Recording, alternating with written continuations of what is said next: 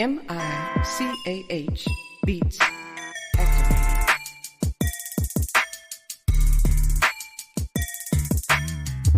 Welcome to Just Therapy, where we talk about life with a comedy twist. With your hosts, comedian Sean Boyd, Antonio Ferguson, and Miss KT.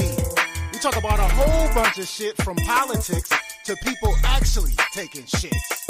So sit back, relax, and enjoy the therapy session.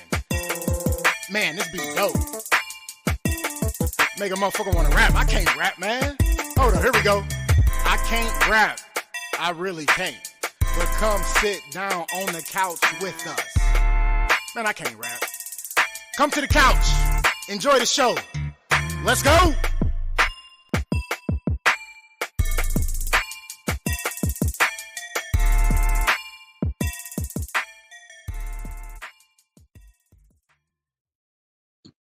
Just another day on the couch, talking about all the problems of today. Welcome back to another episode of Just Therapy. I am your host, comedian Sean Boyd, and it's another beautiful Monday evening, y'all. Woo! That's a hand claps. That's a hand claps. Yes, another beautiful Monday evening. And actually, I like saying this every week, week in, week out, since the weather is broke. It is actually another beautiful Monday evening. Hope your work day went smooth, but we are here to end your work Monday night off with some therapy on the couch. And you already know what it is. I got my co-host with the mostest joining me as always, Miss BBC in the building. What up, sis? Greetings, couchers. Greetings, bro. How you doing? Being blessed, loving life. Another beautiful day, man. Above the dirt. Can't complain. Had to kick a kid out today. That was hilarious. Oh, wow. Yeah, sometimes you got to let them know you mean business. Listen, I tried to give him a pass a couple times, but then it just got like everybody else was listening. He got distracted, and I was like, man, you got to go. And the teacher was like, go sit outside in the hallway. So the teachers always got my back. So that's what I like the most. But I had to do it to him. I did not want to, but I had to. I was like, man, you gotta go, man. You're doing too much. Like, nah, I can't do it. But that's for another story. But we are here, another beautiful Monday evening. Happy belated Mother's Day to all the mamas out there. Yes. Thank you. Well deserved. You know, it's a little bittersweet for me, since my mom has been gone, and then like it was a rough week because Monday was her birthday. Last Monday was her birthday, and then it's Mother's Day in the same week. So it'd be a trying time, but I got through it.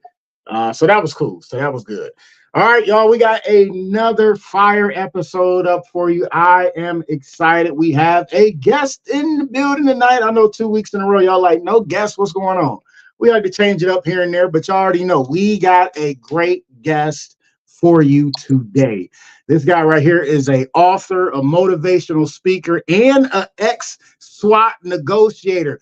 Welcome to the couch, Mr. Terry Tucker. Thank you very much, Miss BBC. Thank you very much for having me on. I'm really looking forward to talking with you both today. Not a problem. Thanks for coming on, man. Really appreciate you actually coming on to the couch, man. So I'm looking forward to it. Hey, not a problem. So let's get right into it. We don't like to waste no time at all. We like to get straight to the nitty gritty. So, motivational speaker, author, ex-SWAT negotiator. Like, how did you? Let's start with the book. How did you even become an author? Like, what made you write a book? Never wanted to write a book. There's kind of an old joke that says when we talk to God, it's called prayer. When God talks to us, it's called schizophrenia. So God never told me to write a book, but I think what God did was put enough people in my path that made that suggestion. And so I did. And the book is called Sustainable Excellence. It's really born out of two conversations that I had.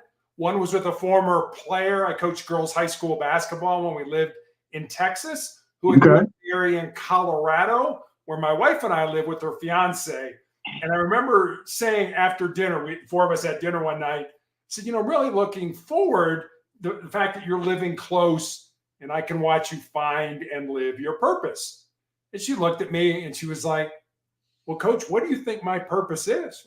I said, I have absolutely no idea what your purpose is, but that's what your life should be about. Finding the reason you were put on the face of this earth, using your unique gifts and talents, and living that reason. And then I just said, the other story is I had a young man reach out to me on social media asking me what I thought were the most important things he should learn, not to just be successful in his job or in business, but to be successful in life. And I didn't want to give him the sort of cliches that we all know. And so I came up with these 10 principles and I sent them to him. And then I stepped back, and unfortunately I've had cancer for the last 12 years. And I had my leg amputated in 2020 as a result of that. And so I sat down at the computer as I was healing from that amputation and built stories underneath each of the principles. That's how the book came to be. Nice. I like it. So when you do the motivational speaking aspect, like what made you get into actually being a motivational speaker as well? I mean, part of it is my life. I've been very lucky, very fortunate in my life. You can't tell this from looking at me or even from my voice, but I'm 6'8" tall and actually played college basketball at the Citadel despite having 3 knee surgeries in high school. I have a brother who's 6'7", who was a pitcher for the University of Notre Dame, another brother who was 6'6", who was drafted by the Cleveland Cavaliers. What's his name? That's Larry Tucker. Okay. He was drafted in 1983. He was the last person cut. He did not make it. And then my dad was 6'5". So we used to joke that if you sat behind our family in church growing up, not a prayer's chance you were going to see anything that was going on, in front of the church. So I had a lot of, just a lot of great experiences in my life that I like to try to share, especially with young people today. Nice. So when you do the motivational speaking, what do you what is your like core topics that you usually talk about? I usually talk what I call my 4 truths, which are control your mind, or your mind is going to control you. Embrace the pain and the difficulty that we all experience in life, and use that pain and difficulty to make you a stronger and more resilient individual. The third truth is more of a legacy type of truth, and it's what you leave behind is what you weave in the hearts of other people. And then the fourth truth, I think, is pretty self-explanatory. As long as you don't quit, you can never be defeated. And I kind of look at those 4 truths, I call them sort of the bedrock of my soul. I just think they're kind of a good place to try to start to build a quality life off of. Nice.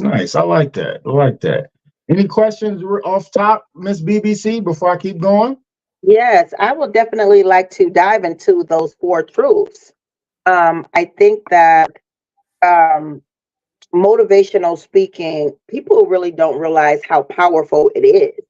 And to me, you've had to experience something to be able to give something to people. Like when I go to prayer and everything like that, I always hold my hands like this. I hold them out because I want to receive what someone is giving. But I do that also when I listen to motivational speakers. So you're giving something and you're feeding somebody. And people always, talk about the empty cup, half full, or whatever like that. And to me, it's just like, if the cup is half empty, that's good, because that means that you can get more. So these 4 truths, I like that, control your mind, order will control you. Let's break them each down, and let's, can you give us like more detail and how you came up with them? Sure. So, I mean, it's kind of a funny story how I came up with them. I was on a podcast called My 3 Truths. And so literally it put me in a situation where I needed to seriously think about what was important to me, what was foundational, what was something that I could anchor my life to. And faith has always been an incredibly important part. I talk about my 3 F's: faith, family, and friends. So I was on this podcast and I had these 3 truths. And I added the 4th one, which is the legacy type of truth, because I think that was just incredibly important to me especially having cancer and things like that. So that's how I kind of came up with them. And then I started to think about the stories that go with them. I once heard somebody tell me, he said, never make a point without telling a story, and never tell a story without making a point. All right. I think all of us, I could tell you the 4 truths, which I did, but if I outline it in a story for each one of them, there's a much better chance you will remember those stories. And so that's really how sort of the 4 truths came to be. It was a podcast that I was on. Okay. Break them each down for me with a story or because I want our listeners to be able to be like, oh my goodness, that is good. So like give each a story with each one, if you don't mind. Sure. No, I don't mind at all. So let's start out with the first one. Control your mind, or your mind is going to control you.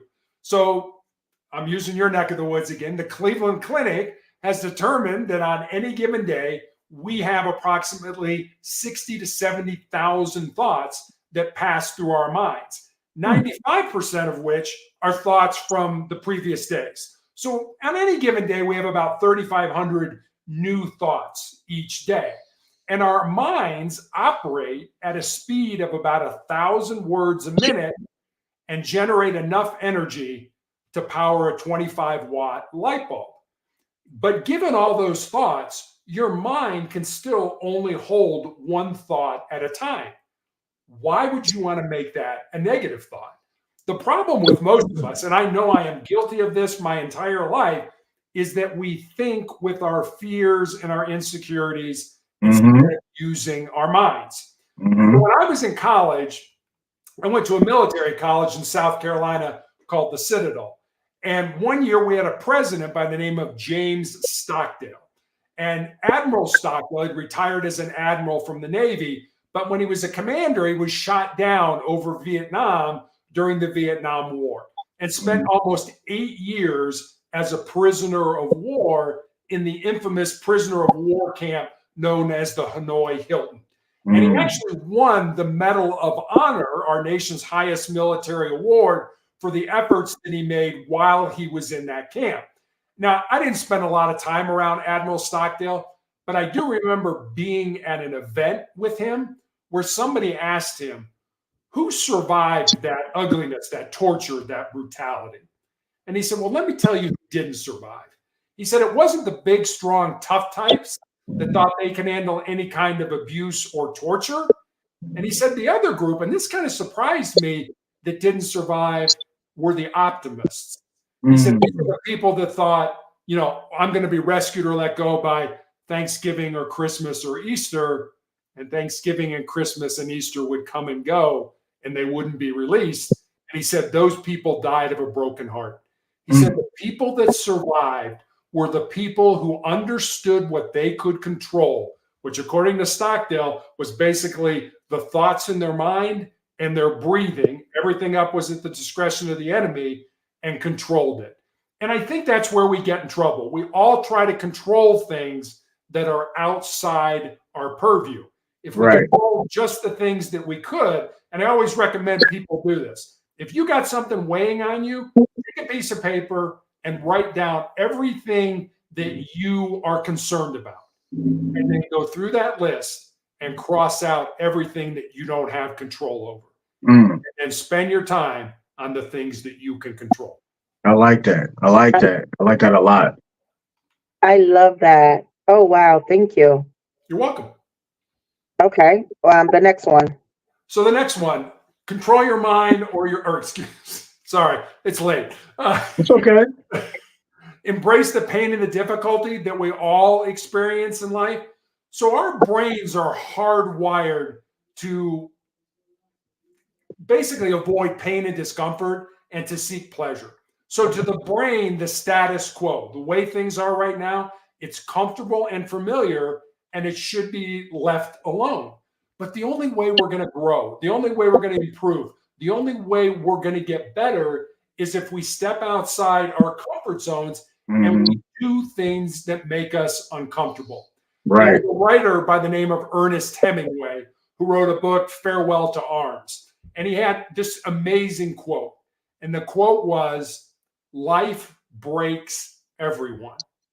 And afterward, many are stronger at the broken places.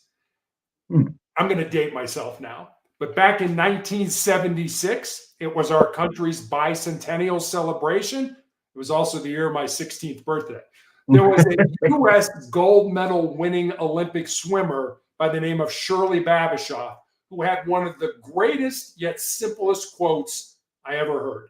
And this is what she said: winners think about what they want to happen. Losers think about what they don't want to happen. So winners can override their negative brains and focus on the things they want to occur, whereas losers can't see the value of pursuing a goal or a dream and only focus on the negative things in our life. I like it. I like it. Okay. That is powerful. Okay. And the next one, behind what you leave. Yeah. What you leave behind is what you weave in the hearts of other people. And I look at that as kind of a legacy truth. And most of us have heard of or knew about Fred Rogers, Mr. Rogers on his television show, Mr. Rogers' Neighborhood. Educated so many young people, including me, on public television. And the story that I like about Mr. Rogers is this. After he died in 2003, and I can't believe it's been that long, his family was going through his effects, and they found his wallet. And inside his wallet was a scrap piece of paper on which Mr. Rogers had written 4 simple words: life is for service. And I absolutely love that. I've seen so many people in my life that think they are born empty, and that once they get out of school and into life, whatever that looks like for them, that then their job is to fill their empty self up. I've got to get the best education and, have the best job, the most money, drive the nicest car, have all the gadgets and gizmos. And what I found is it's just the opposite. We're not born empty. We're born full with everything we need to be successful, however you define that word, already inside us. We just need to pull it out and use it to our benefit. So our job in life should not be to fill ourselves up. Our job in life should be to empty ourselves out with our unique gifts and talents, certainly for the betterment of ourselves, but also for the betterment of our families, of our friends, of our communities, and of our country. Okay. Nice. Lovely way to put it. And I think sometimes, like you said, we all are guilty of having negative thoughts and not believing, and I guess when we get to a certain age, you really don't even realize like that we are born full, and in certain communities, everything is different, but still we all have something to offer. And life is for service. It's very much true, because sometimes you can help someone when you don't even know that you've done it. You're giving service every day, holding the door open for someone, allowing somebody to, get in front of you in traffic, being considerate. And I think we sometimes lose that focus. I really appreciate you sharing that with us. We do. We do. Sure. We need to be reminded every day. And I usually say so many things every day, but we have to be reminded every day of these things. So you definitely bring a service. And I feel the same way you do. I had one of the nurses who still cares for me. I still have tumors in my lungs. I remember she was about 25 years old when I met her. And she was already a nurse, but she was learning how to do things on the unit where I'm treated. And about 6 months later, she was taking care of me by herself. And she came in and she said, "Terry, I've got a story I want to tell you, but I don't know how to tell it to you." And I didn't know how to respond to that. It was kind of like, well, what do you say? And so I was like, well, I hope you decide you want to tell me. And she's in and out over the next couple hours. And finally she comes in and she sits down and she's like, "All right, here's the story." She said, "When I first met you, I was going to get out of nursing. I had a very good friend of mine die. I was in a really dark place. I talked to my family. I was going to quit nursing, and I was going to go to work for Amazon. And she said, and then I met you. And I see what you go through during your treatments and how it beats you up and how you react and things like that. And she said, then I went back in your file and I started to read everything that has gone on with you over these last 12 years. And she said, when I finished reading your story, I knew I was where I was supposed to be. Now, if she would have never told me that, I would have had no idea that my life had an impact on her. And I agree with you, Miss BBC. You know, there are so many people out there that are watching how you handle your adversity in life, see the courage you're displaying, and would give almost everything they have just to walk 5 minutes in your shoes. Absolutely. That's powerful, man. That story that she told you was definitely powerful because, like you said, she almost quit, and like Miss BB said, just that service aspect. Like, you never know who you helping with the kind words you give that person or with the encouragement that you give that person. So I definitely like those 4 principles, man. That's definitely dope. All right, switching gears. I gotta know. Ex-SWAT negotiator. How did you get into that? How was it? Give me some stories. I need everything. Come on.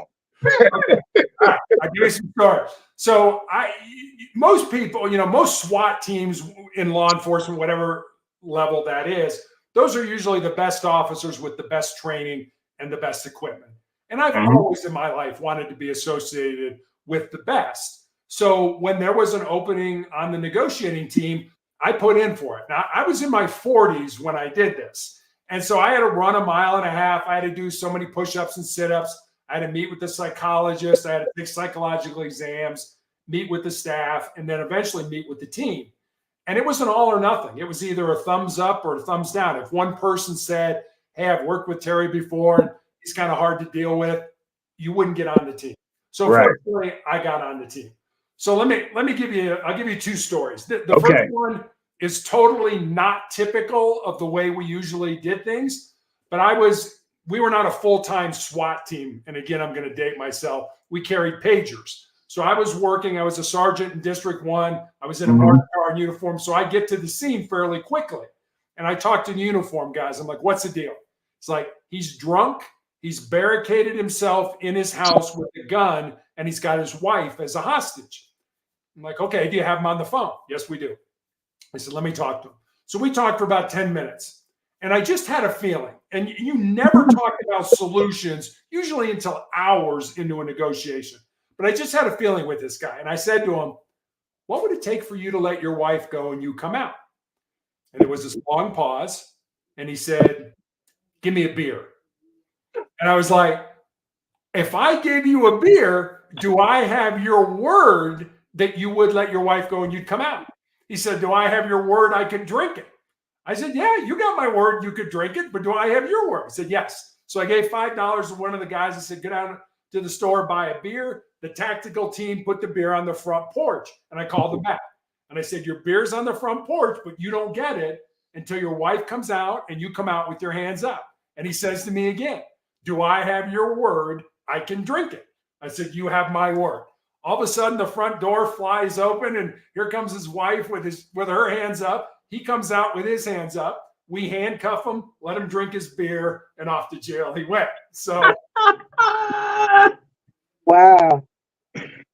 Oh gosh, are you serious? Like, he literally just wanted that beer. Give me a beer. Give me a beer, and I'll come out. I'm like, man, I wish they were all this easy. Oh man, that's hilarious. I like that one. Yeah, that was a good one. This one was a little more serious and more along the lines of the way things went. This was an individual who wanted to commit suicide. And this started probably around dinner time. And he slit his wrist. And that didn't work. And for some reason, he thought it was a good idea to turn the gas on in his oven and put his head in the oven, and that was somehow going to kill him. Well, that didn't work either. Then he called a family member, and the family member called us, and he's got a gun now. And so it's probably 3 or 4 o'clock in the morning now, and I'm talking to him. And he gets to a point where he says, Terry, I'm really tired. I just want to come out. And I said, yeah, do that. Put the gun down, come out. I will come down to the scene, and we'll talk man to man. We'll talk face to face. And he's like, I really like that. I said, but don't hang the phone up. Well, he hung the phone up. And that's not uncommon. We hang the phone up when a conversation's over. But about 30 seconds later, one of the tactical officers comes on the radio and says, I heard a gunshot. And I thought, you didn't. He did. He shot himself in the head. But he shot himself at such an angle that the bullet went in underneath the skin at his temple, went around his scalp, and came out the other side. Never penetrated his skull, never got to his brain. So, I mean, I think that's God saying 3 times, you tried 3 times tonight, it's not your time. It's not your time to come here. So that was a little bit more what it was like. I mean, it was a very bloody, a head wound bleeds a lot, but in terms of seriousness, not a very serious injury. Wow. Man. That's very deep. That is very that had to be that's a lot mentally to deal with. And I have some questions that I want to ask about the first one. Sure, but I really wanted to go back to, you said that you still have tumors in your lungs. Yes, ma'am. Okay. Because and I just want to say, and I don't know how this comes across, but I've been around people who've had tumors in their lungs, and the way you're speaking, you're breathing and everything, like I would have never known that. So your strength and your your energy, I can see why the nurse said what she said, because that's a lot to go through and dealing with everything that you're going through, and to see the state that you're in, speaking and not losing breath. You're not on an oxygen machine or anything like that. It's amazing. I'm dealing with 1.5. My lung it doesn't inflate all the way, because I had COVID and pneumonia, and I know it's not the same thing, but sometimes I do get out of breath a lot. And to see your strength and speaking, and to be a motivational speaker in that element, that's amazing. That's really, really amazing. Well, and I know it probably, but yeah. I mean, I use humor a lot. When you're in a wheelchair and you don't have a leg and all that, it makes people uncomfortable. And I use humor all the time. I had my foot amputated first in 2018, and since it's a comedy show, I'll give you a little fun. So I am sort of, walking is a loose term out of the hospital. I have this kind of boot contraption on my leg, and there's a woman at the entrance, at the doors, and she's staring really, really hard. And I'm kind of looking around like, is she staring at me? Right.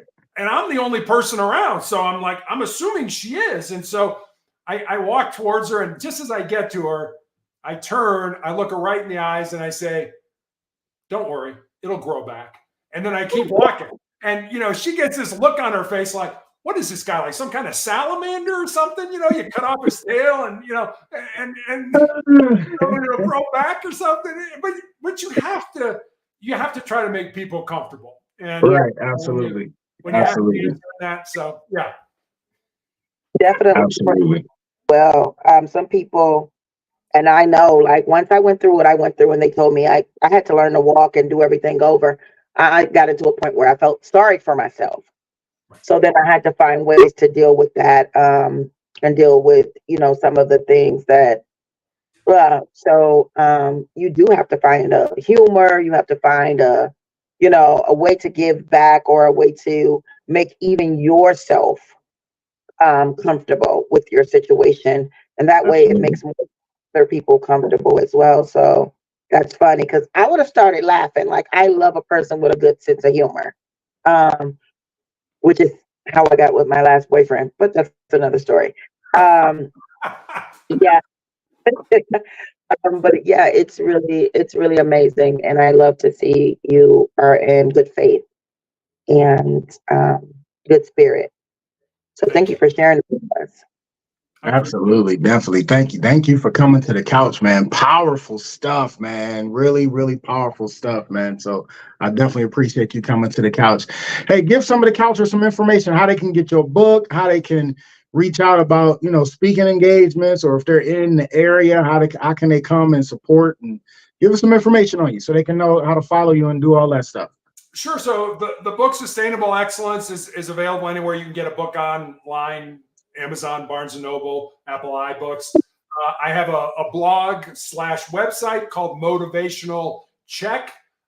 Every day I put up a thought for the day. And with that thought usually comes a question about how maybe you could apply it into your life. I have recommendations for books to read, videos to watch. You can leave me a message. That's all at motivationalcheck.com. Nice. Motivational Check.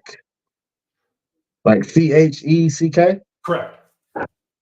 .com. All right, man. Terry, man, pleasure, man. Don't go nowhere, but definitely pleasure talking to you, man. Interesting stories. Listen, I can sit here and listen to you talk about the SWAT negotiation all day, like literally all day, because like I'm fascinated about that, because the simple fact of, the SWAT was like one of my favorite movies, just because Samuel L. Jackson was in it, and then Negotiator was always a good movie. Just that behind the scenes, watching the movie is so different from actually talking to somebody that actually lived it and went through it, and just, I can sit here and pick your brain about that all day. So definitely thank you for that, man. Good stuff, man. Good stuff. All right, let's keep it moving, y'all. You already know we like to do a recap on what happened to us this weekend or whatever. I'll go ahead and start us off. This weekend was pretty cool.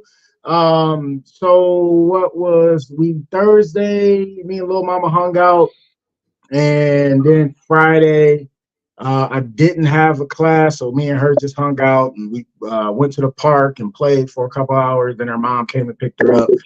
Then I had softball that night, and softball Fridays is just coming to it started to be awful. So at least we had a little bit of fun this past Friday, because that's what it's about for me, just having fun. But when you always need subs to sub, it ends up not being fun, because you ain't got your regular people with you, and you can't jail and be a family like I like to do. So but that's that. Saturday. So my girl came out to the second game, and then me, her, and a guy called my little brother, and then his girl, I call my little sister. We went out afterwards and was laughing and talking, and had a good time. And I was supposed to umpire Saturday morning for like 6 games straight, but I seen the forecast and it was supposed to rain. So me being me, I'm like, I'm not about to go sit up there and do 2 games and then get rained out and be soaked and got to do all that. I'd rather not get up early. So that didn't happen. But Saturday was, we chilled and relaxed, and we end up just relaxing, end up going to dinner, watching some UFC fights. Then we watched a movie, Nobody, which is a great movie. That was like my second time seeing it. But it was an excellent movie. Bob Odenkirk, that's my guy. So, and then it had Christopher Lloyd, the guy from Back to the Future. Oh, wow. That's his name. Yes. Oh, and then it had RZA in it too, from Wu-Tang. Phenomenal movie. It's a very, very good movie. So that was cool, watching that. And then Sunday, Mother's Day, we chilled, and then I had softball. And Sunday softball is great because we got a solid team that always come, and we had a lot of laughs, a lot of good time. And the first game we didn't let them score a run, and then the second game they only scored 2, and it was quick games, and we were out of there. So that was my Sunday. Oh, and then I hooked up with my guy, a good friend of mine. I ain't talked to him in a minute, but he lived like 8 minutes away. So I went over there, and we was just, kind of chopping it up. He just lost his grandmother not too long ago. So we was just, talking about some good times and reminiscing and talking about our jobs, because he worked with kids as well. So that, that was pretty much it. And then today, like I said, I was talking earlier, I had to kick a kid out. He was just being too disruptive. And I always tell him, I'm going to give y'all the same respect you give me. Like, I'm really a cool dude, but please don't make me go there. Like, and so he calmed down, but then he said something else. And I'm like, come on, man, it ain't that serious. Stop. And these are 8th graders. You know how 8th graders are.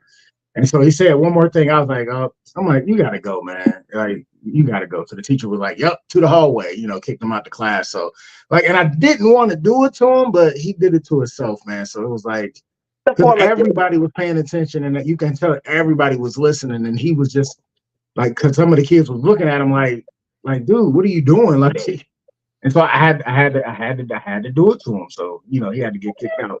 And then now we're here. So that was pretty much my weekend. Miss BBC, Okay. how was your weekend? I gotta hear about Saturday, but tell us about your weekend. Well, my week started off. All of my band couldn't get together for the show that was supposed to happen Saturday, and like with the car accident and everything like that, everything just started to dwindle down. And I'm still dealing with the thing with Uber and Avis, which they're not trying to give my money back when they know they owe me. So all of that was like boom, domino effect of all of that. So I wanted to cancel the show, but my band did not want to. So the ones that said that it could, whatever, this is what's gonna happen, whatever like that. I don't care. I'll play for free, whatever. And I'm like, look, that doesn't feel comfortable to me. First of all, I'm a businesswoman, and you know how I'm like very detailed about promotions, different things like that.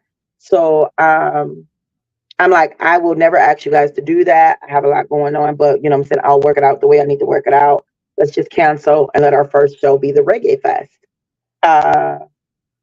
So they're like, no, let's try to do an acoustic show, which even though I'm a singer, but I am not an acoustic singer. Like, have my acoustic guitar that I do like on my own, but like as a performance, I don't feel comfortable. And especially, with reggae, it's kind of like to do acoustics, it's a real smooth deal. But like, I want to be in my comfort zone. I can't rehearse that energy. Like, I've been rehearsing with my band the whole time. So to like say, to change the vibe and to change the melody of each song to go to acoustics, it's a big deal. So I'm like, no. I have this whole like, just my whole woman effect.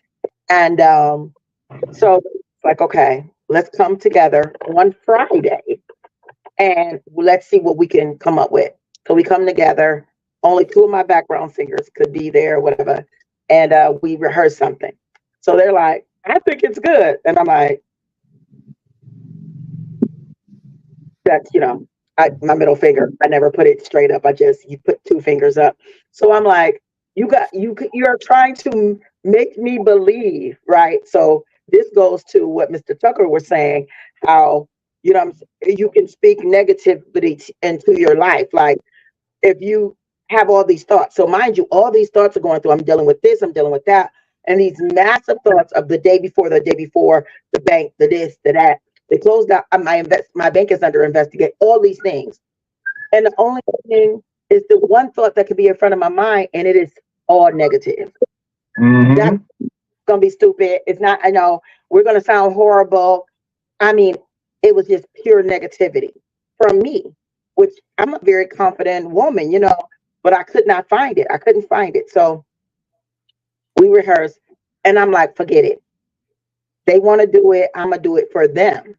But I just don't feel comfortable. I don't feel, I'm going to shit the bed, basically. So I'm going into it. So they like, I know you're upset because now I'm speaking massive patois. I'm just like, you look like thing I go mad. I never know what I'm nervous, So Saturday, the girls come over. They like, let's have an acapella rehearsal together right before the show.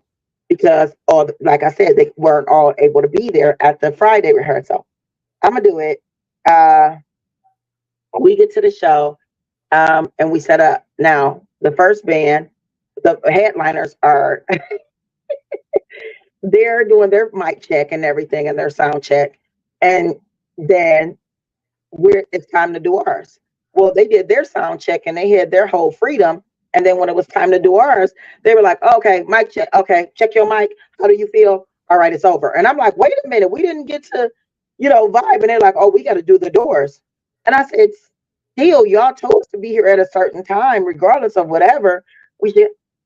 So that didn't go good. So that's giving me more negative thoughts, emotions. Like, I don't feel like I could hear myself. I couldn't hear my keyboard player. I could just hear my drummer. My bass player's not there. I have no bass.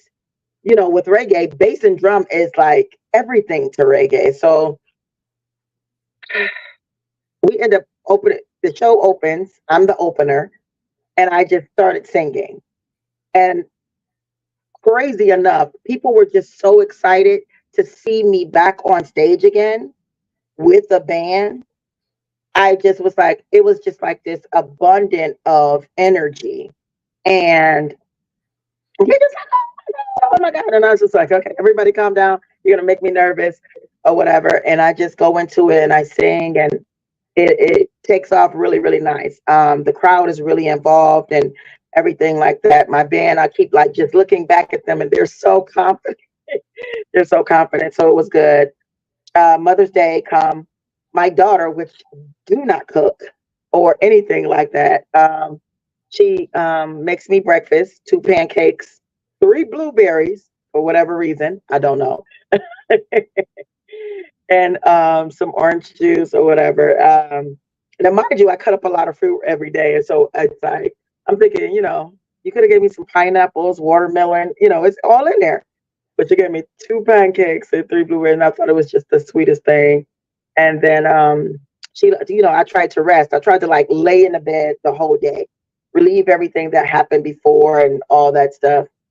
But I just couldn't. I couldn't get comfortable because those thoughts were in my head, and all that emotion and all that negativity and stuff. Like, so that was a lot to deal with. And then today I woke up and they still hadn't come and get my car because the accident, and I rent the vehicle through, I was renting through Avis, and I have been calling and begging and asking, come get the, because I know you're still charging me for this car that I can't use. I finally just got up today and I drove it into the place, which they didn't want me to do. They wanted it to go to the airport, but the airport wouldn't take it. So I had to drive it over there. And then they were like, oh, okay, well, your bill is $800. How is that? And my bill is only $290. And so I was like, well, yeah, I'm not going to pay that. They still tried to charge my credit card, but that wasn't on my credit card. So it didn't go through. I called the corporate office. They're like, they should have been closed this out. You've been calling. You put in for them to come pick it up, blah, blah, blah. But we can't do anything because it just closed out. So you have to wait 48 hours before we can do anything. We see that they've been doing all this. We see you have requests in of how double payments been coming out. This all makes no sense. And I'm like, I've been calling every day. I'm on the phone for 3 or 4 hours. No one is helping me. So they said, give it 48 hours and they're supposed to see. But now my bank account is locked because of it. It's under investigation. They overdrafted my account because they continue to take money out that account, even though I changed my credit payment. And yeah, it has been a roller coaster, but great show. Sounds like it. Sounds like it. I'm glad the show went good.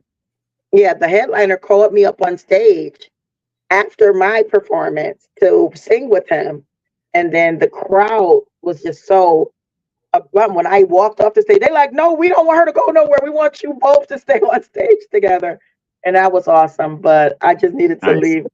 I was exhausted. Nice, nice. Terry, how was your weekend?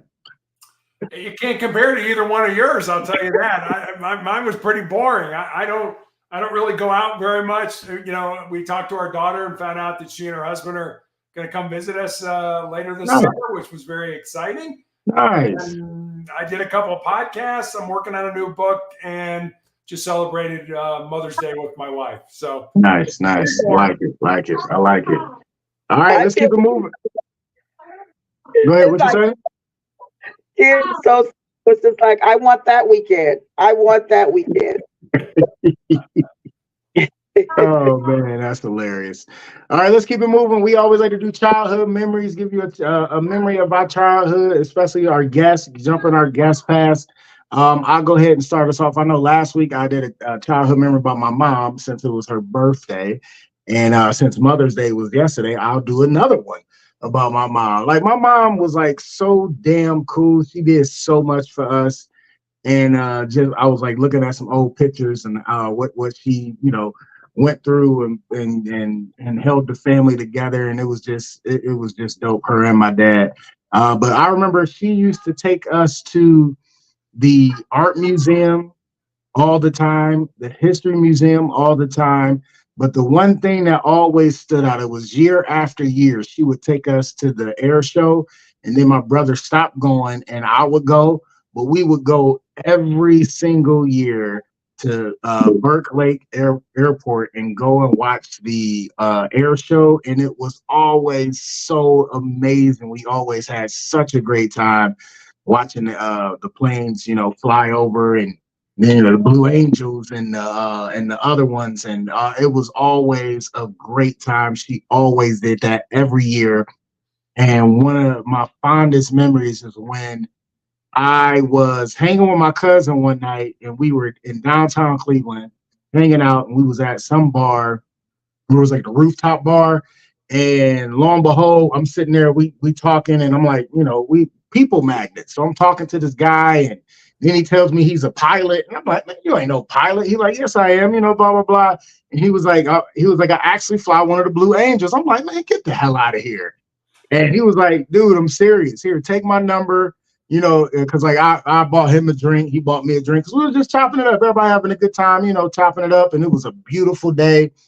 And he's like, dude, just take my number down. And he was like, you got any kids? I was like, yeah, my son. He was like, I want you to bring your son, but when you come, you're not going to go to the regular side. You're going to go to the other side, and I'll meet you over there. And I'm like, yeah, all right, whatever. So I literally went down there, called him, no answer, no answer, no answer. And then the Blue Angels come flying in, and they land. And next thing you know, he come walking up to the gate, was like, hey, Sean, come on. I got you. Come on. And we go, and we're like literally like backstage, but like on the other side of the fence where the planes just landed out of the air. And my son got to sit in one of the Blue Angels, and it was still hot from coming out of the sky. And it brought tears to my eye, because like my mom used to always take me, and then I was able to take my son, but for the simple fact he got to take pictures with the Blue Angels, inside the Blue Angels, like the real Blue Angel that just came out of the sky. And it was just such a dope memory. And it was just all because of my mom always took us to the air show. So that's my childhood memory this week. So Miss BBC, Terry, who wants to go first with their childhood memory? Mr. Tucker can go first. I don't know. What came to my mind was, I had knee surgery when I turned 16. So unfortunately, I wasn't able to get my driver's license. And so I had to wait a year. And our family was driving from Columbus, Ohio to visit our grandparents in Chicago. And so, you had to have so much time behind the wheel in order to qualify to get your license. Mm-hmm. We're driving on the freeway, my dad's driving, I'm sitting in the front passenger seat.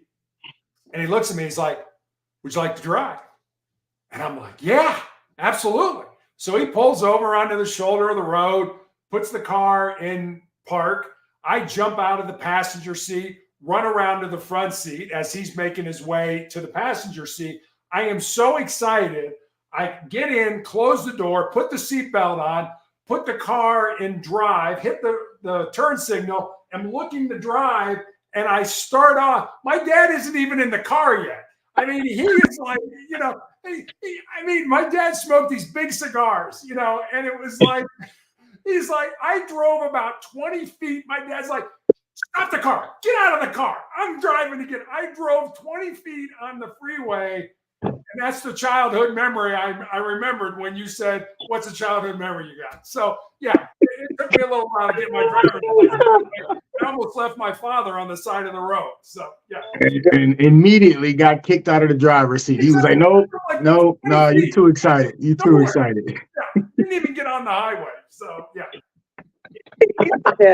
I'm out. Like, oh, Dad, I forgot I left you. Okay, sorry. You didn't want to get in the car, did you? Oh, shit. Hey. Quicker, That is hilarious. That is too funny. You left your dad. You ain't even pay attention that he didn't get in the car. You just been so excited. I'm like, I'm out. It's like, we're gone.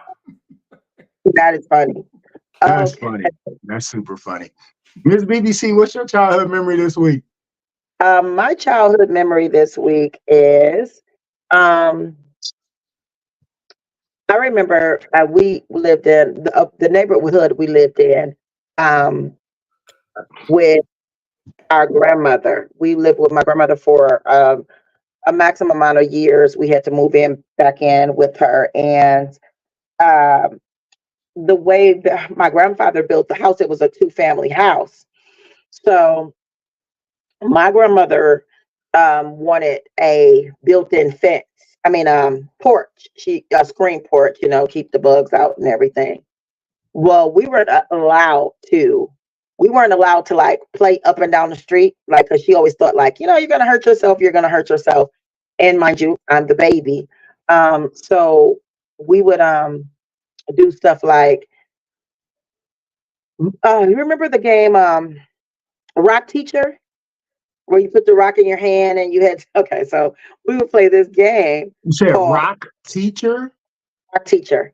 Okay. So basically, you get a rock, find a rock, put it in your hand, put it behind your back, and then the person had to pick like which hand it was in or something like that. It was just, Okay. So we had this game, and this specific Mother's Day, we were playing Rock Teacher, and then you get to move up. Like whoever picked the right one, you get to move up the steps because that's basically all we could do. We could not play on the street at all. And all the mothers are out there, and they're just like, doing their, um, my grandfather called hand chatting. Yeah, so they're just, and they're out there and they're playing the game. So the kids out there, we're just making do with what we have. Rock Teacher, boom, boom, boom. So now my cousin was a cheater. So I so she we're playing Rock Teacher. Now I hit the hand with the rock is in. She takes it back behind her back and then say, "Oh no, you're not." Well, I'm the baby, so I just like bawl out like cheating, just like in this voice, and I said, "Oh, you cheating!" Like the music stopped, all the chattering stopped. It was like the smoke from their cigarettes like paused in the air. It was like this whole big deal, like. And then everybody blamed me like, you ruined Mother's Day. Like, what? It was so terrible. And I had to get kicked, like how you kick the boy out. I had to go in the house and lay on the couch, which had plastic on it. Oh, it's hot. Go take a nap. And I had to go take a nap because I ruined Mother's Day. And I was Wow. up and I was like, it was so funny because I remember I started writing little notes like, I hate this person, I hate grandma, I hate mommy, but still, I'm the baby, and I can only write the words that I know because I'm so young. And then I threw them behind the couch, and then the next day, when my grandmother was cleaning, she found them, and then So you got in trouble twice. I had to go upstairs and sit in the attic and take another nap. I was like, wow. Uh, I could it was stressing. So, but I remember that Mother's Day because after all of that, my grandmother gave me a rib. And kids, in certain families, you're not allowed to have like grown up meat. So that's what they called it. Like kids were hamburgers and hot dogs. So I was crying so much and everything like that. She could come down here. And she put me in the basement steps and gave me a rib and said, don't tell nobody else. So I thought I was better than everybody else because Nice. Hey, that's hilarious. That's funny. All right, let's keep it moving. One of my favorite subjects on the show, flowers while they're still here. Instead of being conditioned to give people flowers while they're dead and gone, we like to give people flowers while they're still here so they can smell those roses. My flowers this week are going to go to all the mothers that are doing the damn thing, being real moms and taking care of their business. So any mom that is out there that has unconditional love for their kids and always listen to their kids and deal with their kids' bullshit, you are getting your flowers today. So happy belated Mother's Day. All the mamas out there, you are getting extra flowers today for Mother's Day. So that is my flowers for today. All right, Miss BBC, you want to get your flowers first and then let Mr. Tucker end this out? yes, I would like to give my flowers to Mr. Tucker. I'm going to give my flowers to you. You've had an amazing journey. You've shared amazing experiences. I hope that you use them all to the best of your ability to be still going on and writing books and doing everything with all that you've been through. I think it is amazing. I do know some of the struggle. So I give my flowers to you. Right. Thank you very much. I appreciate that very much. I will give my flowers to my mother. My mother is 89 years old. Unfortunately, is in a retirement facility. She's having a little bit of dementia, but I mean, she raised 3 boys. My dad traveled a lot for his job, and you know, my mom made us the men that we are today. So I will give flowers to my mom. Nice. Love it. Flowers, well deserved. Absolutely. All right. I think that's a great time to take our one and only sponsor break. Don't go nowhere. We got some good stories on the docket coming up next. More Miss Terry Tucker, more Just Therapy with your host, comedian Sean Boyd and BBC. And you already know what it is. We taking you to break, baby.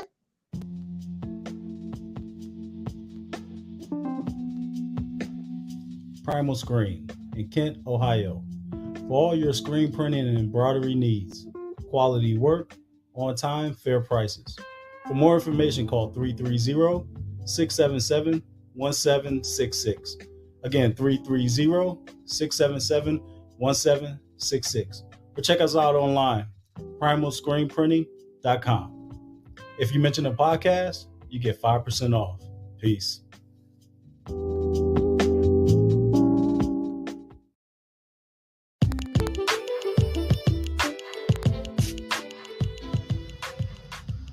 Custom Design Aquariums, where we bring your aquatic dreams to life. With your help, using your imagination, together, we will turn your home or office into a peaceful getaway. For a free consultation, call 330-475-5181 or contact us by email at customdesignaqua@gmail.com. Once again, that is customdesignaqua@gmail.com. Mention this podcast and get 5% off.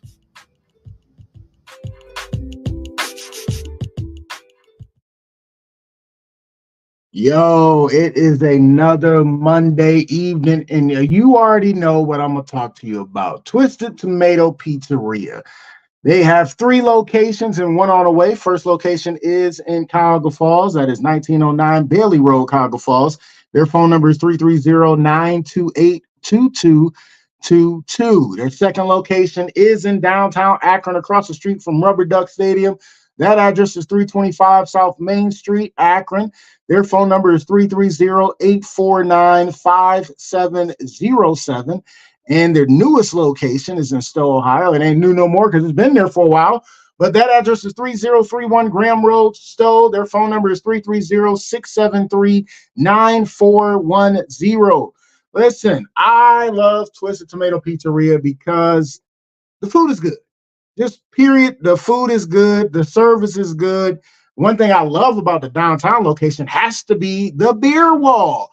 They got 36 glorious taps of wine, ale, IPAs, whatever you can think of. I like to call it the Dave and Buster's of beer, because what you do, you go in there, you buy a card, you put some money on the card, you walk up to the taps, put the card next to the tap, and you pour as much beer or wine as your heart desires, but make sure you drink responsibly. Another thing I love about Twisted Tomato Pizzeria is they cater to your taste buds. And a lot of people always ask me, what do you mean by that? Exactly what I said. They cater to your taste buds. Any specialty order, anything you order is always made to perfection, always done right. And it's so delicious.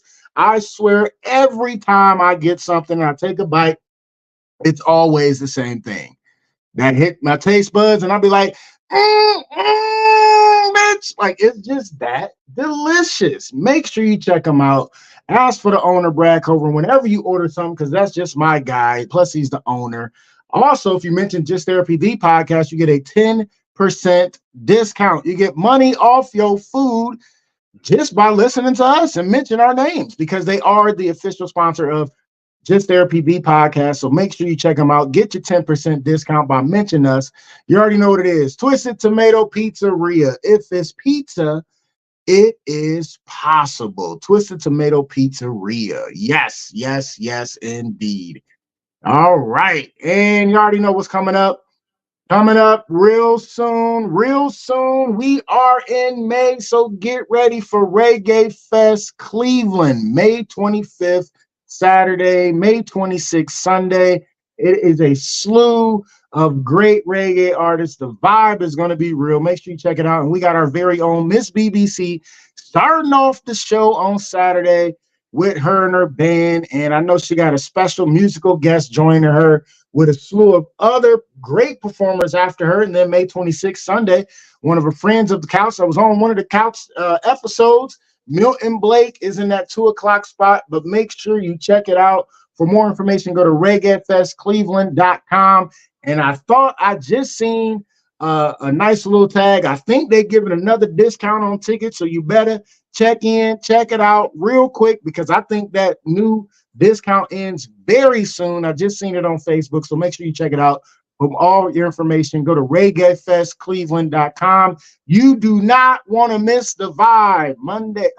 Saturday, May 25th, Sunday, May 26th, reggaefestcleveland.com. Make sure you check it out. It's going to be excellent. So check it out, y'all. And we are back.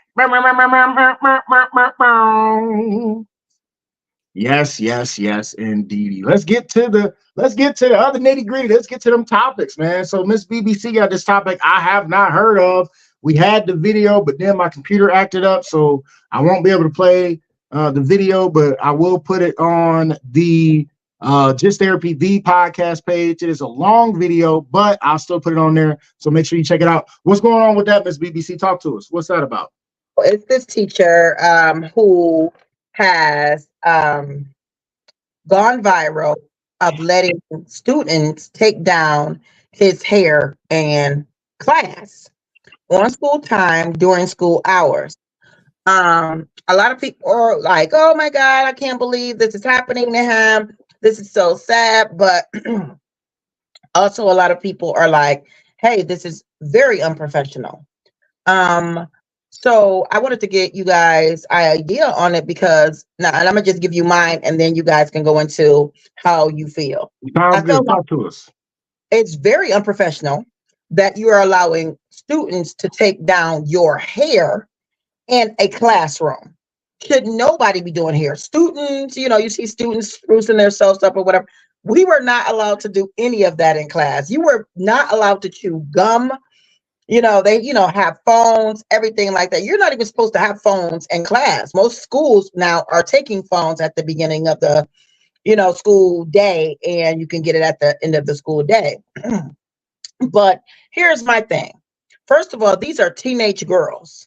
Teenage girls are very impressionable. We crush on chicken. We crush on purple. We will find a crush in the grocery store, because we're like, oh my God, today I like chicken. Tomorrow I like purple. It's all these things. So that's one thing, even though it might not have been his intention and his thought, but these kids have his cell phone number. They text, they call him.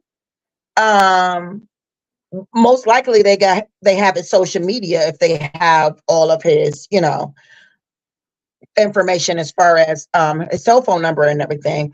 And then you're sitting in class on work hours, getting your hair taken down. And I know, the mental status for some men are different than the others. Some don't mature before. And I'm thinking this might be the case, but it's unprofessional. It's definitely against ethics. And as an adult man, to be allowing young girls to take your hair, it's bad all over. People are mad that he lost his job, but I feel like you brought it on yourself. Not only that, you videoed it. You took time to video it and post it to make that happen. And it's just like, how I am about social media. I'm really sick of it. Blessing, curse, whatever. I just feel like everybody wants to go viral. Had you not videoed it or whatever like that, it probably wouldn't be a big deal. Still, it's unprofessional, but you brought it on yourself. And that's just how I feel about it. It was the dumbest thing to do. ever in life. But that's just how I feel. What do you guys think?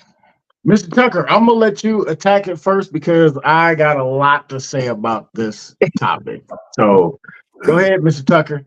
Yeah. And I'm sure you do too, but I got a lot, so I'm gonna let you hit it. It's you. So yeah, I mean, I can tell you're excited about this one. I'm trying to find a reason why that would be happening from an academic point of view. Why would this individual be doing that? And I can't come up with one. Both of my brothers are in education in Chicago. One's the president of a Catholic high school. The other one is a guidance counselor and a basketball coach. And I don't see the academic pursuit in this situation. And Miss BBC, I totally agree with you. We seem to be our own worst enemies because we videotape the dumbest things in the world that end up getting us in trouble. And if we didn't videotape it, yeah, it probably wasn't a good idea. But you don't have the video evidence that is going to force people to get to a point where they're going to have to do something about you and then to lose your job over it. It doesn't make a lot of sense. And I can't for the life of me fathom a good reason why he would allow this to happen, especially to impressionable young ladies. So that's my take on it. Okay. So was this a high school teacher? They were, I believe, junior high kids. I think they were 8th graders. Oh, even worse. Okay. So I was thinking it was high school, but I am not surprised, but kind of surprised that you took like I said, not surprised, but kind of surprised that you took the stance that you did, Miss BBC, because I thought when you sent me the video and he was like, this guy is crying, he lost his job. So I thought you were going to defend him. That was my original thought. But then you went total left and I was like, I like it, right? So then, Mr. Terry, you brought up a good point. You said you were trying to figure out why this would be academically acceptable, right? Right. The only thing I can think of is in a cosmetology class. But then again, it's like that would be the only situation that should take place. Okay. So it wasn't a cosmetology class, right? It was just a regular class, right? On class time, class hours, dumb. Middle school, even worse. Like, why would you do that and then expect not to be fired over this dumb shit that you let these kids do? You let kids, and not just kids, you let young female students take out your hair, because so basically I used to have braids, and one of the best things was to have a female playing your hair, because they're massaging your hair, they're braiding your hair, they're taking it out, all that good stuff, right? So as a bald man, I had somebody massage my scalp, right? Okay, so I'm gonna tell you this, right? I was in a class not too long ago. I was talking to a cosmetology class at that, seniors at that, right? And it was a class full of girls and one guy, right? And I was talking to the kids about, mental health and suicide prevention, about what I do, and we having a conversation, great conversation, one of the best class I had this year. Like, I've had I'm talking about some amazing, great classes, but just the interaction and the laughs, and it was just a great conversation, right? And these young female adults, right? Most of them 17, 18, right? Was like, you should come in and let us massage your scalp, right? And let us shine your scalp. And I said, no. Pretty point blank. No second guess, no nothing. I say, if anything, I'll bring my daughter in and you can cut her edges, but there's no way I'm going to feel comfortable having a 17-year-old, even an 18-year-old senior, about to graduate, massage my scalp. It's just not going to happen, because my whole thing is I'm not about to be in there like the creepy old man letting these kids massage my scalp. It's just not going to happen.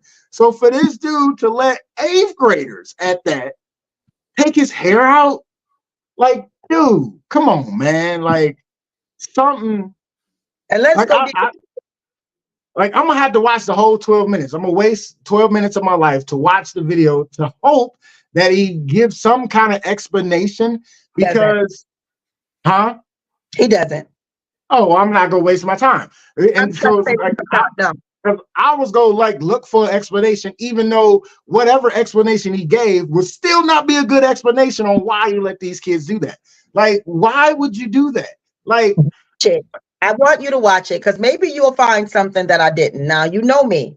I'm a defender. I find the silver line in almost anything. and that's why it took me back. Yeah. So let's go even deeper. First of all, teenage girls, feminine, us period. We're very impressionable, you know, and you're in this guy's head. You're texting him. You're communicating with him. However he's communicating with them, you get this could have went much worse than it has already gone, because you being a teacher, we get what is called hero syndrome. Even as adult women, we get the hero syndrome. Like, oh my God, he's good to me. He's nice to me. He communicates with me. He let us take down his hair. He likes me. He likes me. You do something, give them a bad grade or yell at them or something like that. And then it's like, well, because when you're taking down hair, your body has to touch. Even when I used to do it, my sister does hair. Sometimes when my sister do her hair, especially when she was pregnant, her baby stayed on my back. Like, you know, because you're touching human connection. That's happening. Your head is the most personal, the bottom of your feet and top of your head is the most personal, most elevated part of your life. You know, energy travels like that, you know. Impressionable teenagers, he let us take down his, oh, I took down Mr. Johnson here. Oh, and it smells so good. Like, and you know what I'm saying? And then you reject them because even if that's not in his mind, he's just being this cool teacher, and you reject them. And then they say, he did something to me.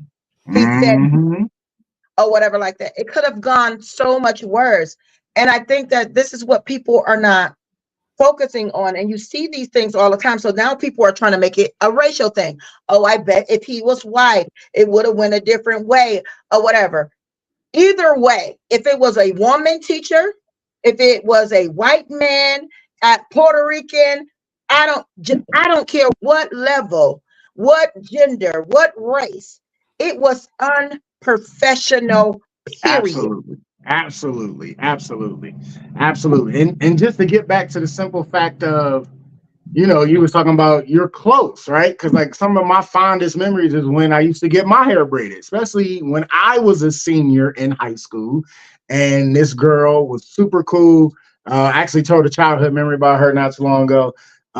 She used to braid my hair. I used to sit between her legs while she would braid my hair. Like, and the thoughts that were running through my mind as a senior while I was getting my hair braided, and you already know my mind is crazy, so you already know what I was thinking. And for the simple fact of he's letting 8th graders do this, right?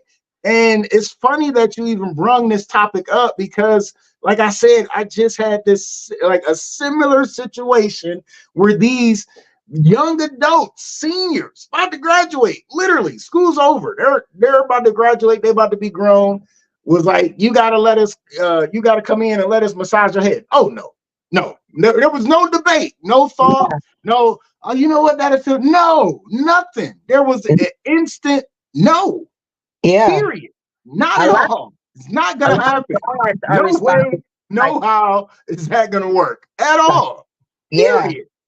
A lot of dads are responding like, if that was my daughter, I would be my brother.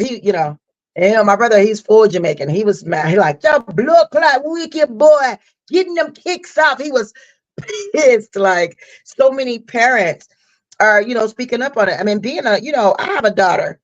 I would have it's just everything, every level. I couldn't find anything. I couldn't find a silver. I couldn't find anything academic. Even if he was like, okay, I'm gonna teach y'all. Like it was a spiritual thing. If he was teaching like about the ori and this part of the brain, something, it would have given me like, okay, well, I went to anger management and I remember my coach, I couldn't find anything. I was just like, nope. and you're not the first person that was shocked, but I just feel like he had to be used as a example also for A any good other. example. He gotta go. He Yeah, gotta go. Like that. it And needs then to of course, go ahead, my because bad. yeah, it needed to be seen because there are a lot of teachers that are or even I've heard basketball coaches that are being very inappropriate when it comes to their leadership, you know. And I think that because teachers are getting younger and younger, coaches are younger and younger, they're trying to be in a relatable state or all of this, trying to be the hip teacher, the cool teacher. But it's becoming more and more inappropriate, you know, because you see the female teachers are having babies by the students, and you know, they doing these dance videos, and So I'm okay with it. I'm okay with the dance videos and the handshakes and having everybody have a different handshake. I'm okay with the TikTok things, as long as it ain't sexual or anything like that. But I'm okay with it. They're dancing to sexualized music. Make Me Sweat, Make Me Water. That's a sexual song. So I feel like, yeah, it's cute, but think about what you're doing. Think about what you're doing it too. It's like those are the things. So people seeing it like, oh, the teacher dancing with, but listen to the song. That they're doing it too. You're trying to make these trends and go viral and do all these, but you're being very inappropriate and you're not focusing on the detail of everything that you're doing. And you're making these massive mistakes that are getting teachers fired, you know? Absolutely. You know, Terry, you got anything else you want to add on this? Well, you know, I mean, there's got to be an adult in the room, you know, and somebody acting as that adult. And I remember when I was coaching, I coached the girls' high school varsity team at the school, and the boys had a, you know, kind of a mixtape thing that they would play during their warm up, and the girls were like, we want to have one too. I said, fine, put it together, but you're not playing it until I listen to it. And I swear, every single song had profanity in it, had, you know, explicit sexual lyrics in it and stuff like that. And I said, no, you can't play this. We are a religious school. I cannot justify you playing this. And they're like, they couldn't understand it. They're like, well, our parents let us listen to that music. I said, you listen to that music all you want at home, but I am the coach. I've got to be the adult in the room. I'm the one who has to say, no, you can't do this. So absolutely, have a tape. You better come up with a new mixtape and, Exactly. and get the radio edits and you know. Exactly. Yep. Get some tape. Oh man. Yes. Wow, Yeah. That's hilarious. But yeah, like, so some of the teachers I seen doing the dances, most of the music wasn't like the one you talking about, Make Me Sweat, Make Me. Well, I didn't see no. I'm talking about like some of the old stuff that they was doing, and I was okay with that. And like the handshakes, the one teacher got a handshake with all his kids. I thought that was phenomenal. You know, like every single kid had their own handshake with that teacher before they went into class, and I thought that was dope. Doing stuff like that is definitely kudos. And you can be the cool teacher and the hip teacher and the teacher that, you know, that is the trusted adult that the kids come to and talk to about their problems and issues and stuff like that without crossing the line. You can do that without jeopardizing your career and your livelihood. And that's exactly what he did. So I don't understand where he's going to get another teaching job at, because you got fired for letting 8th graders playing your damn hair, like, and take your hair out, because that's what they did. They was doing. They was still playing in your hair while they were taking your hair out. It's not cool. Not cool at all. So there's a teacher that's going viral, that went viral recently, that I really love, because he's teaching girls and boys how to date, to treat each other. And he was telling the boy like how to open the door for the woman, teaching them how to pull out the chair, how the men should sit facing the door, and how ladies should like sit down and not flop, and how they should approach it, how how to, unlock the door if a man opens the door for you. It was just like I like that. I like that. See, you gotta unlock the door. You gotta reach over and unlock the door. If I open the door for you and you sit down and I close the door, when the time I come around, my door better be unlocked. But 9 times out of 10, you got the button, so they unlocked anyway. But still, just push the handle a little bit. Yeah, push the handle and push the door a little bit, I thought that was very sweet because I think that has been definitely lost, courting each other or whatever, and being respectful. He was just teaching them like, don't, all this bruh and calling women, out their name and saying inappropriate things. So I really, I like that video a lot. I definitely hope that makes a movement because it definitely needs to be taught in every culture because the music and the TV and video games. And I remember I used to hate when my mother used to say that, but it really is true. The music and the TV and everything, it really has this generation, especially, it has them in the chokehold. They follow everything that they hear in the music and see in and it's not even, I'm going to say in social media, because TikTok really is a horrible place. We have no more family. And, I talk about this all the time. No more family TV shows. Everything is reality TV and all this, YouTube. And I'm sick of it. I don't want to hear about Kendrick and Drake and Blueface and Krishan. I'm so like, I don't even know these people music. I know Kendrick's music, but ask me any Drake song. I don't know unless it's with Lil Wayne or, Lil Kim or whatever. So, but yeah, we have to find a way to keep our children's minds motivated and show them the positive because everything now is so negative. It is, but Drake don't got no song with Lil Kim, but it's okay. It's all right. So, so to end this topic off, the only way this would have been acceptable is in a cosmetology class, and he was sitting in a actual salon chair while getting his hair taken out to show the kids how to do it the right way. Only way acceptable. And that was not involved. So unfortunately, you lost your job by doing some dumb shit. So, I mean, try again. So.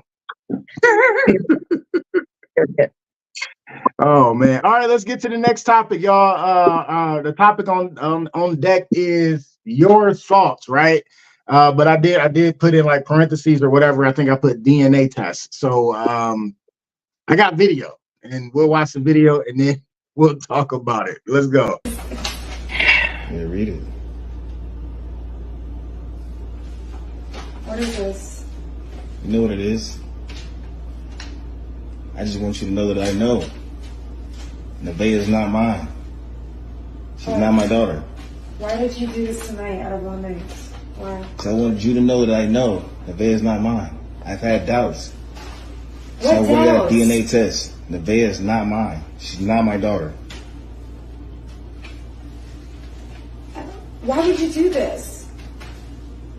She loves you though. Why would you do this? She's not my daughter. Why would you do this? Why would you cheat? I didn't cheat. Why would you cheat on me? I didn't. That's proof right there. DNA test. Nevaeh is not my daughter. Well, babe, really? Out of all days, you had 3 years to give this to me. Now you want to give this to me? All right, well, listen. You and Nevaeh got to the end of the month to get out of my house. You're kidding, right? I'm not kidding. But that's your and daughter. Your daughter had to the end of the month to get out of my house. But that's Kelly. your daughter. It's not my daughter, Kelly. Yes, it is. The paperwork says it's not my daughter. Why would you do this? I am not the father. No. Stop it. Can we just talk? Get the camera on my face. Can we just...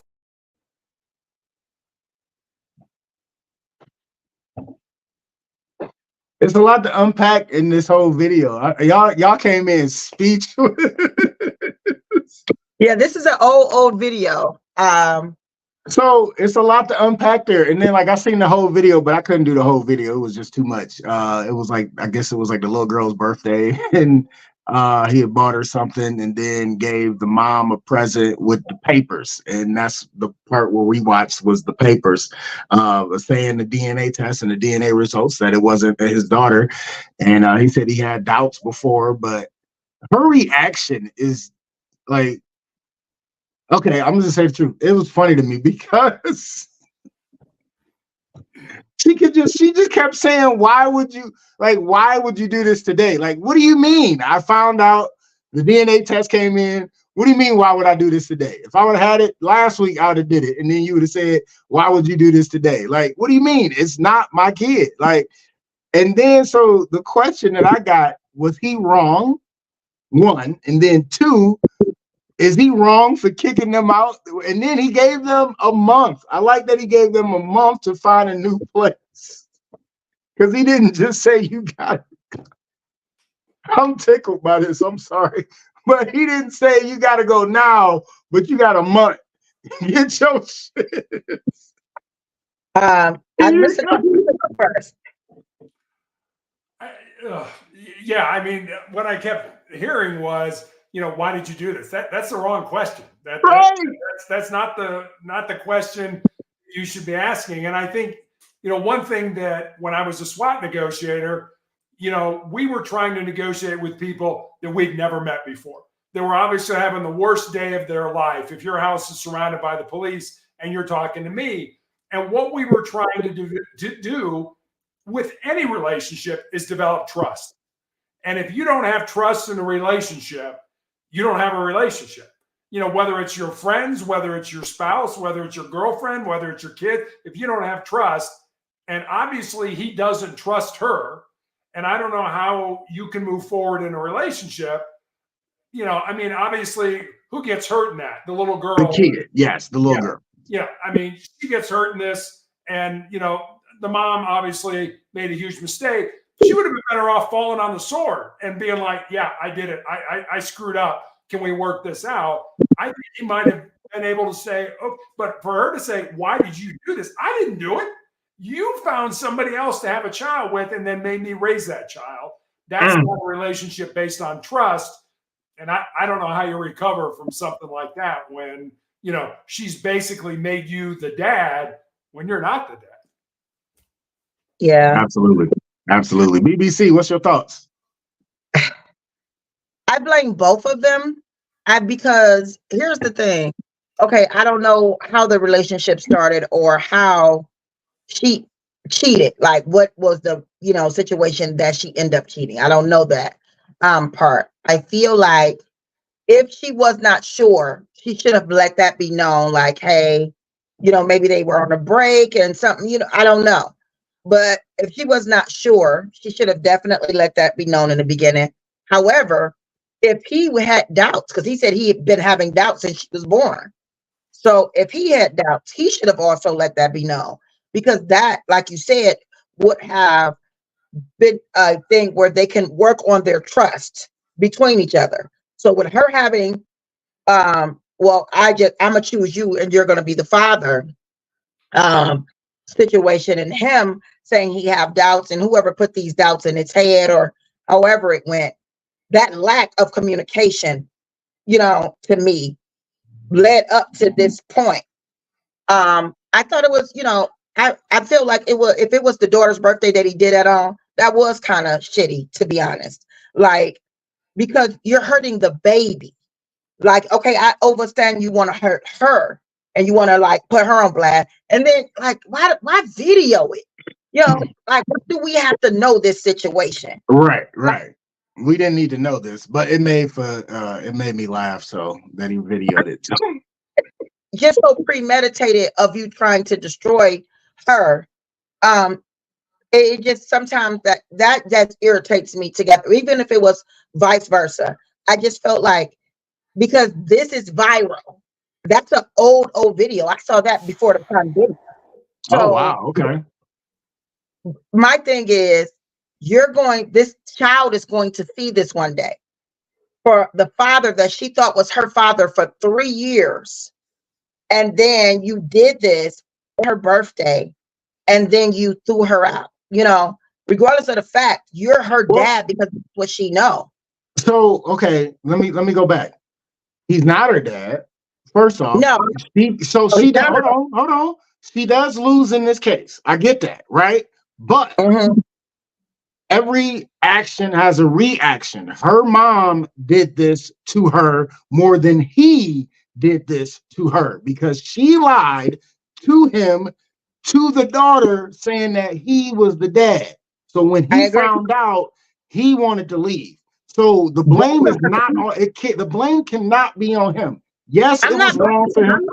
Both of them. Right, but what I'm saying is, they're like, so he shouldn't have did it on the birthday. I get it, right? But so he didn't trust her. He got the paternity test whenever he was able to get the money because you got to pay for the paternity test. So he did it. He got it. He got the results, and then he's like, "Well, she's not mine. You sat here and lied." And again, like Terry said, her question was, "Why would you do this today? Why would you do this today?" Not, "I'm sorry. Can we work it out? Let's talk. Let's see if we can get past it." Her thing of why would you do this today is literally putting the blame on him when literally all the blame is on her. There's no blame on him. She lied to him and the baby. Yeah, I feel like it's on both of them, but because I'm blaming both of them because I don't know the beginning situation.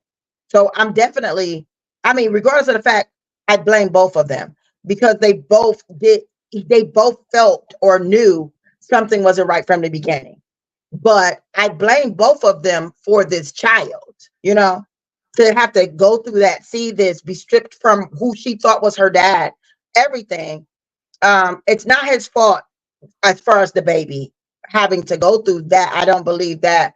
But I just think that lack of communication, and people get mad at me because I'm very transparent about like my feelings or what I need to communicate. I had to learn to do that. But I communicate what I feel, my doubts, my wrongs, everything, and not to justify them, to say, let me put this out here so people will know or someone would know. Communication is like the greatest part of any friendship, relationship, or anything. On both sides, that lack of her lie really messed everything up. And his doubt about not speaking about it, that was very fun. But she's that was terrible. And I hate it. I hate that. And you see, it's a lot of those videos going around where men are on Valentine's Day giving divorce papers or paternity test or anything like that. This one guy, he gave pictures of the bachelor party on their first anniversary. He had pictures of her at her bachelorette party, on her knees, giving some really serious brain. And it's a lot going around like that. I just stop videoing everything. I'm just sick of it. Oh yeah, that's too much. So yeah, I just cannot blame him in any of this situation. Yes, the girl suffers the most. Yes, but again, that was on the mom, man. Like he didn't, he didn't choose to say I'm her dad. She did that. You know what I'm saying? So that's just how I look at it. And then but your whole point about we didn't need to know, which we didn't, but it made me laugh. So because like her response was, to me, priceless, and it was funny because she just kept saying, "Why would you do this? Why would you do this?" Yeah, you've got to have respect in a relationship, And when I was a police officer, and this used to drive me crazy, there was a bar down by the river in Cincinnati, which I won't name, but on hip hop night, we would all go down to the bar and try to clear out the clientele.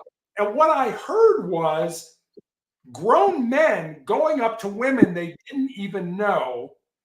And what's my leeway on language on the show? So you can say whatever the fuck you want. Okay. So you would have grown men going up to women on the show and being like, "Hey, baby, give me some pussy." And the fact that the women did not haul off and punch them right in the mouth, like, you do not respect me. None at all. As a human being, why would I have sex with you? You know, Right, I right. mean, that used to drive me crazy. I used to look at those girls, because the girls be like, oh, baby, it's like, really? You need to kick him in the nuts right now because of what he just said to you, because he doesn't respect you. You're a play toy for the evening. That's all you are. Yeah. But that's wrong. Can you imagine how many ladies actually was like, okay, though? Because there was some. Yeah. Yes. Which is the bad part, but yeah. I do not. I mean, I've never allowed. I teach my nieces everything like that. Like there is a certain approach that and I say this all the time. Like being, who I am, I'm always approached like greetings, queen, empress, beautiful. So if you come up to me like, oh hey, big foot gal, let me get some anything like that. My father taught me techniques to literally stop you from breathing for 5 seconds. I like that. Ever, and it's about once you allow anybody to speak with you any kind of way. I don't care if you're in a relationship with somebody, calling names, putting hands on, anything like that. When a person approaches you, when you tell a person like, first of all, don't speak to me like that. And some men will get mad at you like, man, and I've had different men approach me in different ways, but you have to stand on business. You have to stand your ground on how you want to be approached, because then that's how you're looked at, and that's all you're looked at. And I don't care if you think, oh, she thinks she's all that, or she thinks she's better than everybody, or anything like that. I do, and I have a right to. Everybody makes mistakes. This girl probably made a mistake. I don't know the beginning situation of that, but like, be honest about what you're doing. And she should have, like, when she found that out, like, oh my God, I knew. Can we talk? Cut off the camera. I didn't, when this happened or anything like that. I felt like she didn't even make it about the baby. She honestly made it about herself. Why would you do this today? Why would you do this to me today? And that's what I feel like we forgot. Females have just lost that energy. And even with fathers in the home, some of them have still lost that energy of knowing your worth and like loving you enough to say, hey, this is not, whatever. I just find it. There are a lot of men that are taking care of babies, and especially husbands that are taking care of babies that are not theirs. If a woman has a baby and you're still married and she still has your last name or something like that, you still, if that baby is under your marriage, you still have to take care of that baby. Greetings, my love. And that's crazy to me. I don't think it's fair. I think it's very unfair that happens. And it's a very unfortunate, because once you busted in that kind of situation, just take the blame and get it over with. Be honest, communicate the situation out. Whatever's going to happen from it, it's going to happen from it. But she did handle it very distastefully. Absolutely. Absolutely.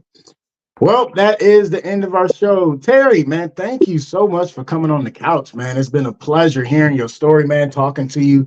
And definitely, man, thank you so much for coming to the couch, man. We definitely appreciate you, brother. Definitely appreciate you. Sean, thanks for having me on. Miss BBC, it was great speaking with you. And I really enjoyed being on the couch tonight. Hey, absolutely. Give out your social medias one more time, how they can get the book and how they can find you. You can get Sustainable Excellence anywhere you can get a book online, Amazon, Barnes & Noble, Apple iBooks, and you can find me at motivationalcheck.com. Hey, all right. And it is that time. It is time for the close, something you can ponder on until the next time you see us live on Facebook and YouTube on the Just Therapy the podcast, or hear us next day on Spotify. So your close this week. And Terry, I think this is a good one, and I want you to break this down. This is along the lines of what you was talking about earlier, but here's your close, something you can ponder on until next time. Here we go. No matter what's happening, choose to be happy. Don't focus on what's wrong. Find something positive in your life. I'm going to read that one more time. No matter what's happening, choose to be happy. Don't focus on what's wrong. Find something positive in your life. Going to break that down, Terry, and we'll get up out of here. Yeah, I think, life is about choices, and we just had a discussion about a woman who made bad choices and things like that. So life literally is about choices. You can choose to be happy. You can choose to be sad. I guess it's all how you look at it. Do you get to do something or do you have to do something? Make it, I get to do something in your life. Hey, I like it. I like it. I like it. That's great. That's great. Hey, so again, thanks, Terry, for coming on the couch, man. Definitely great episode. Had a pleasure talking to you. Again, we got to bring you back on another time so I can just get all kind of stories about the SWAT stuff, man. I got to hear more. I love it. Got to hear more. Got to hear more. Miss BBC, what you got for him before we get up out of here? I want to say to Terry, thank you. I learned a lot. I wrote a lot of notes, so you will know that I really did. And I really appreciate what you said. To everybody on the couch, if no one has told you today, I love you, I believe in you, and I want you to win. Please have a beautiful rest of your week. Peace. Hey, there you go. And you already know what I'm going to say. There's one thing you can never get back, and that is time. I want to thank you for spending your time on the couch with us. We will see you next week, God willing. We out. Thanks again, Terry. Appreciate you, brother. Thank you. MICAH Beats activated.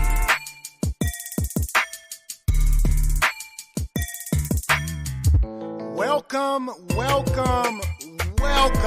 to Just Therapy, where we talk about life with a comedy twist. With your hosts, comedian Sean Boyd, Antonio Ferguson, and Miss KT. We talk about a whole bunch of shit from politics to people actually taking shits. So sit back, relax, and enjoy the therapy session. Man, this be dope. Make a motherfucker want to rap. I can't rap, man. Hold on, here we go. I can't rap. I really can't. But come sit down on the couch with us. Man, I can't rap. Come to the couch. Enjoy the show. Let's go.